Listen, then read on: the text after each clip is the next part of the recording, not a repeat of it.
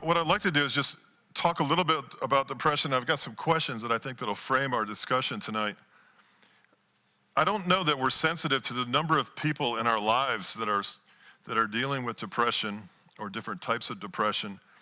And because we're probably not aware, we're miscasting them, mislabeling them, or misunderstanding where they're coming from. And I think if we can understand depression a little bit more, we could be better ministers. Whether that's prisoners in a prison dealing with depression, it's your children, your parents. There's certain things that I think a wise follower of Christ need to know.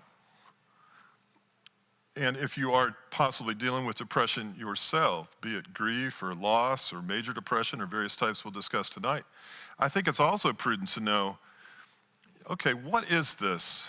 What is my way out of this?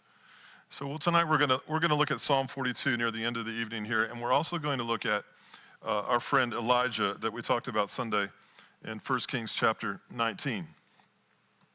But first of all, let's look at our first question.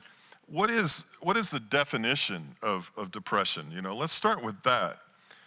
And I think that the interesting thing that we need to know about it is it's just, in one way it's an elevation, in another way it's a decrease, and in another way it's a change.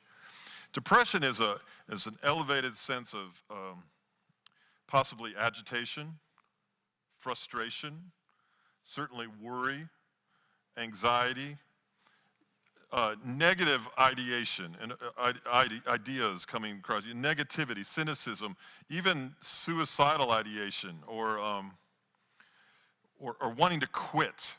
These are some things that are fatigue, sleepless, change in sleep, change in appetite, change in desire, change in pleasurable activity, change in energy, being lethargic, a lower desire to do things. And even this kind of like brain fog that creeps in, and we're not thinking clearly, we're not logically rationalizing things. These are all symptoms of depression. And these things usually last about 2 weeks, as I said Sunday, or a prolonged period of time, a long duration of time, where it settles in on a person emotionally. And it almost slightly becomes, if you're not careful, it becomes a new norm. It becomes a new standard on which to measure things. And it's almost like I don't care, I don't want, I just leave me alone. And then there's an isolation that creeps in.